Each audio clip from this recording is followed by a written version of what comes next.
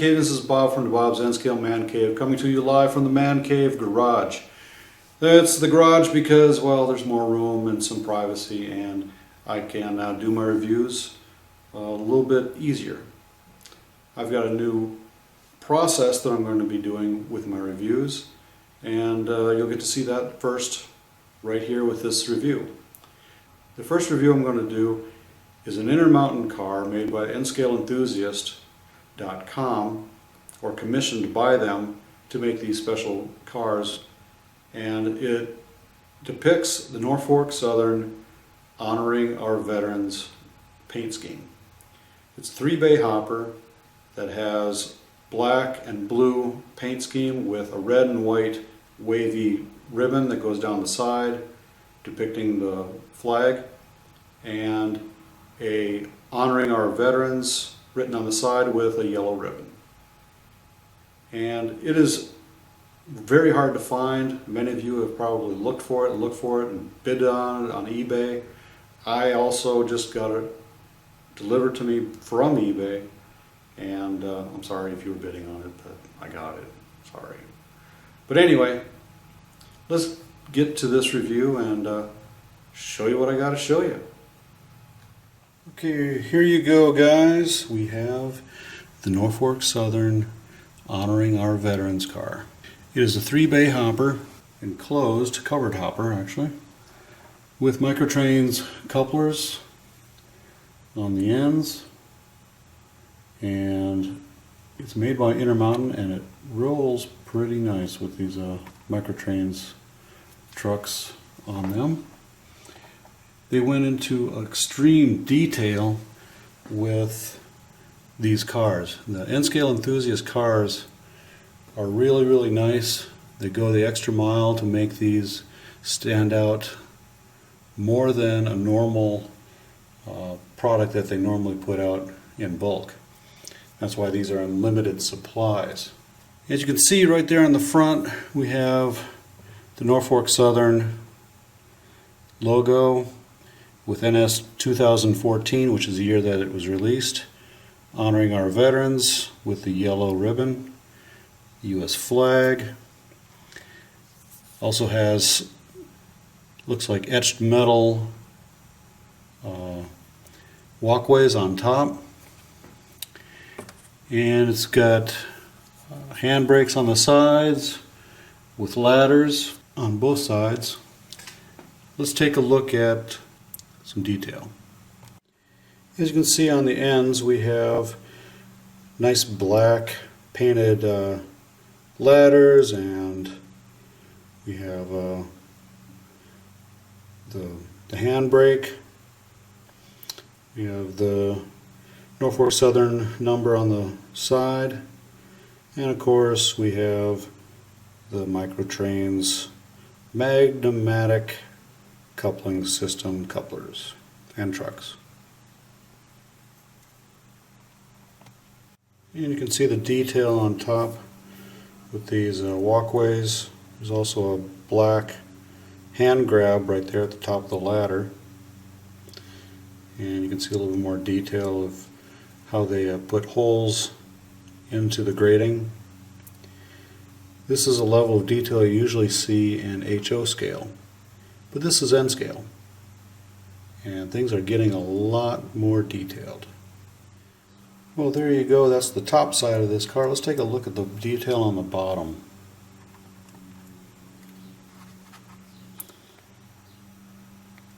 I'll shine a little bit more light on here. As you can see the hopper doors at the bottom. Not a whole lot of detail down there, but you do have some of these black handles that you can see sticking out for dropping the doors open when they're unloading their product of grain or corn or who knows what, rocks, other salt, all sorts of products that they can put in here. It is a very nicely detailed car. Comes with those Microtrains trucks and couplers.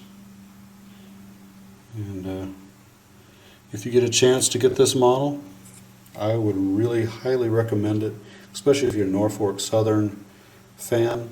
I personally am not a Norfolk Southern fan, but I am a veteran, and this fits right in with what I like having on the Man Railroad.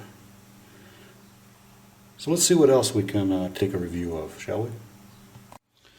Next, let's take a look at this N Scale Enthusiast set, the Union Pacific Heritage Trinity Reefer box set.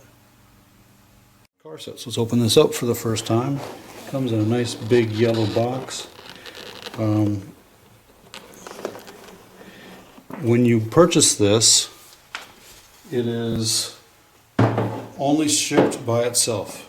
They will not ship it with anything else, and so it comes in its own box, shipping box, and so you'll pay extra for the shipping just for this one.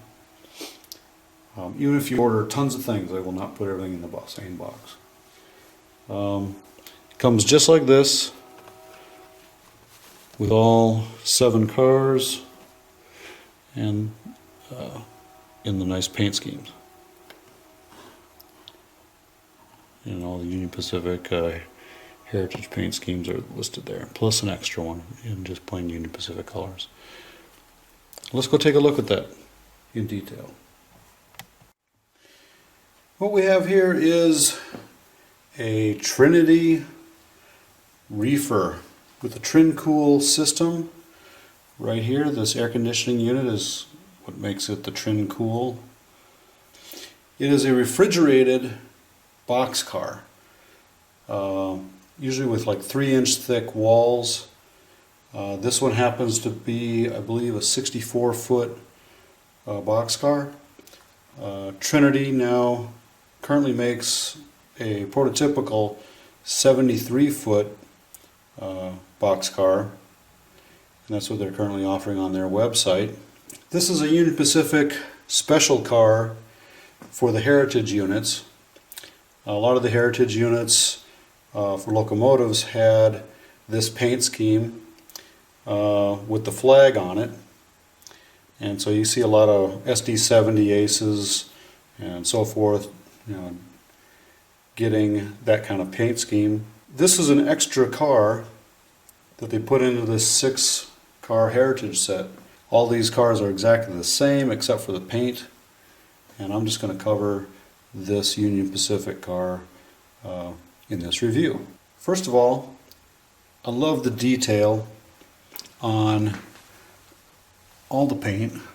The flag has exceptional detail. You've got all these detail items on the doors, on the sides, all these labels. The wording is clear, and it looks really accurate, if this really existed. Since these are Heritage unit boxcar reefers, they don't really exist. Union Pacific never painted these paint schemes on any of their cars, but it's a what if they did kind of collection. This model set has been made by BLMA in N Scale just for the N Scale Enthusiast collection site or collector's site. This set retails for around, I believe, $223, plus shipping to my house was $232. It's an exceptional deal. The Union Pacific Heritage sets also made the tank cars, some box cars, cabooses, and now these reefers. So let's take a look at the bottom of this car. As you can see, the detail is pretty good. If you've owned these BLMA cars before, you can see that they've got body mounted couplers and metal wheels. Also have some detail with some piping and some air tanks. It looks really nice on the bottom if you look at the bottom of your models. Let's take a closer look at this end detail with the TRINcool system on it.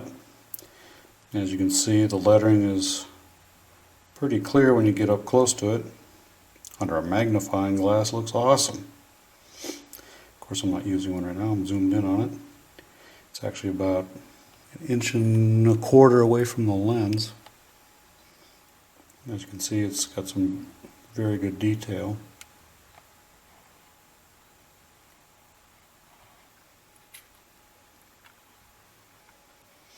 You can see the lettering up close. Looks like you can read it all, can't you? I've got my reading glasses on, I still can't see it. But under a microscope, magnifying glass, it looks really clear. They do a really excellent job getting the lettering on there when it's exceptionally small.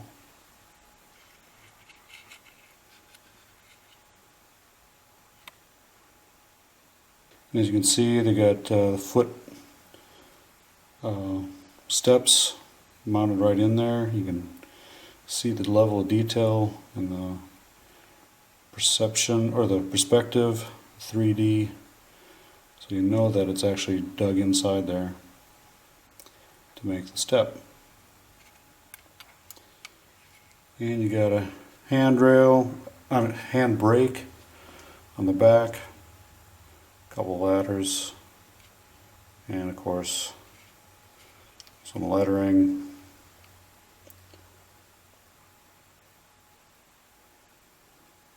And reflective material at the bottom with some, looks like some warning notes or something on there.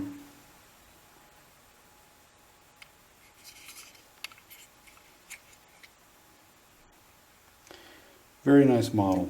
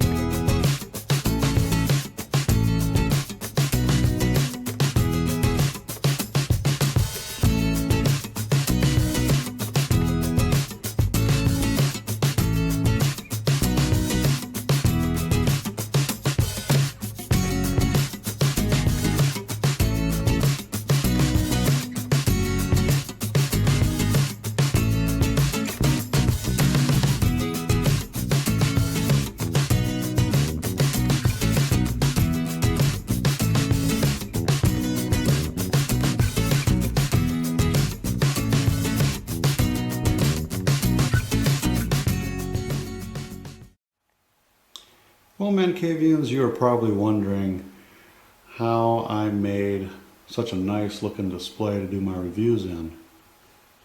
Well, what I did was I made this light box from some foam core that I had, 2 foot by 4 foot sections, and I pretty much just cut out cut these things in half, and they're not perfectly lined up and right size. Probably could have done a little bit better, but I was in a hurry and I wanted to get this thing done. But the concept is still the same. Basically, you take your equal sided foam core or box, whatever you do, and you cut out a wide enough hole to keep some stability on each side. You only have to cut 3 sides, and on one side of the foam core or the box, you lay white tissue paper over that. Tape it to the sides or glue it, however you want to do it. It's pretty much temporary. I do it to the outside so the inside doesn't look so bad if you happen to catch an edge or something like that in some of your pictures or videos.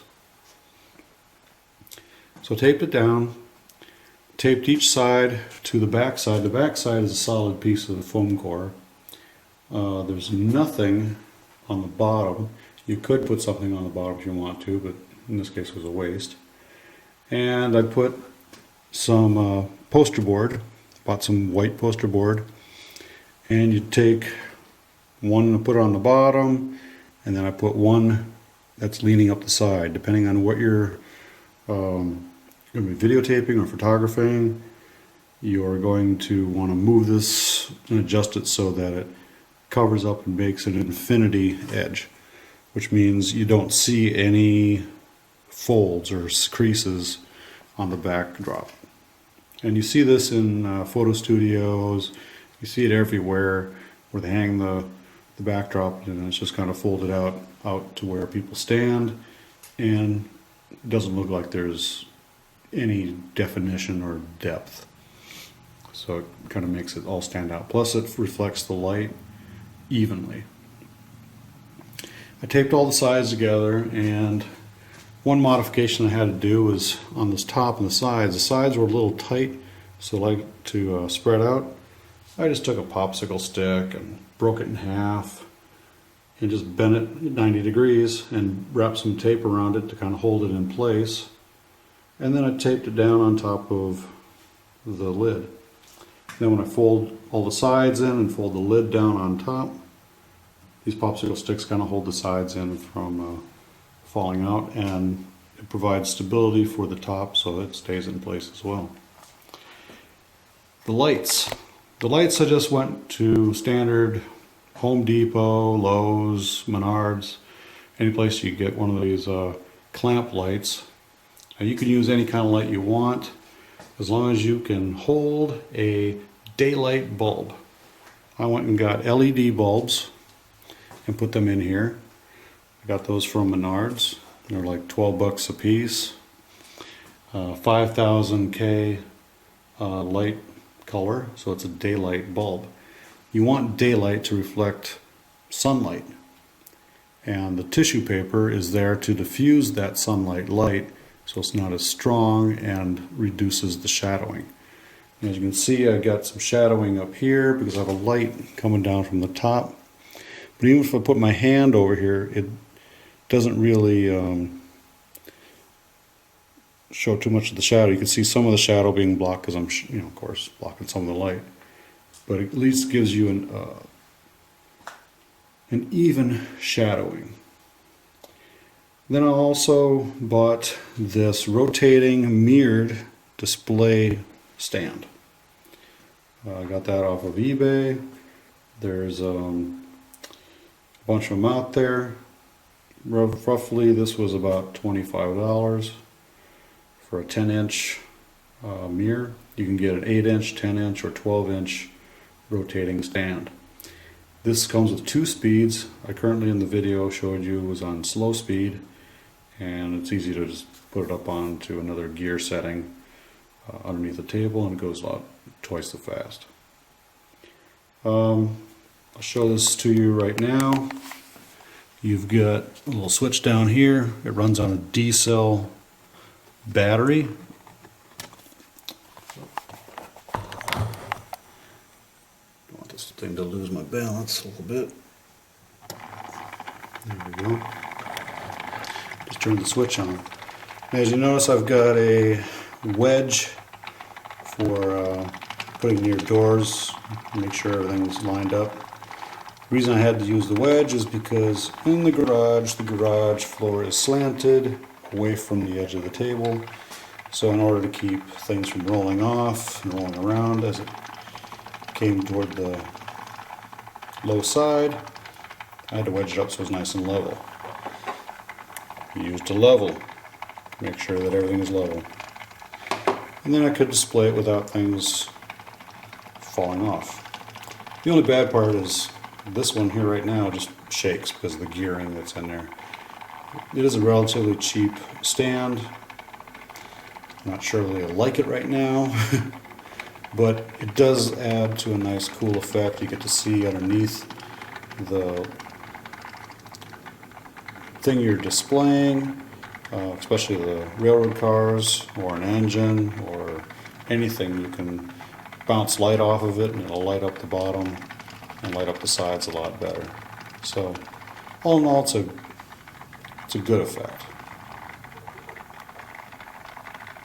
And that's how you make a light box. You light it. This has been a review of some N Scale Enthusiast sets and a single car set. The Norfolk Southern 3-bay hopper honoring our veterans, made by Intermountain. Really like this car. It's hard to find. I had to get this on eBay and paid more than twice the value that it was advertised on the original website. Also reviewed is this Union Pacific Heritage Reefer set made by BLMA, and it also is an N Scale Enthusiast set. You can still get this set at the website that I'll list here shortly, and it retails for around, I believe it was $223, and there are other sets out there that are all sold out. Boxcars, cabooses, tank cars, and something else I think too. But we have this reefer set now added to that collection. If you happen to have those other ones, you want to get rid of them, I might be interested. For the right price though. I'm not paying double. So this is a great addition to your Cato engines that are Union Pacific Heritage painted, which I have all 6 of those. And so this will go great with each of those engines when I run them on my layout, on the MAN layout.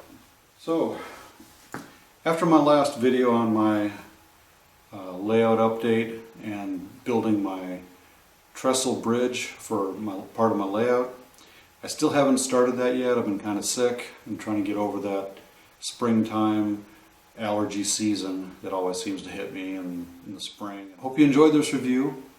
I also showed you how I made my light box and how I did my reviews in it and how to make one. I didn't go into too much detail, but you pretty much got the idea of what you need to do to build your own. Let me know how you feel about the review using the light box for these 2 sets. And this is something that I would like to do more of in the future, using the rotating stand. How'd you like that? Give me whatever critiques you find that I can improve on this, and we'll see what I can do. Until next time, ManCavians, this is Bob from Bob's N Scale ManCave, signing out. Choo choo! Happy railroading!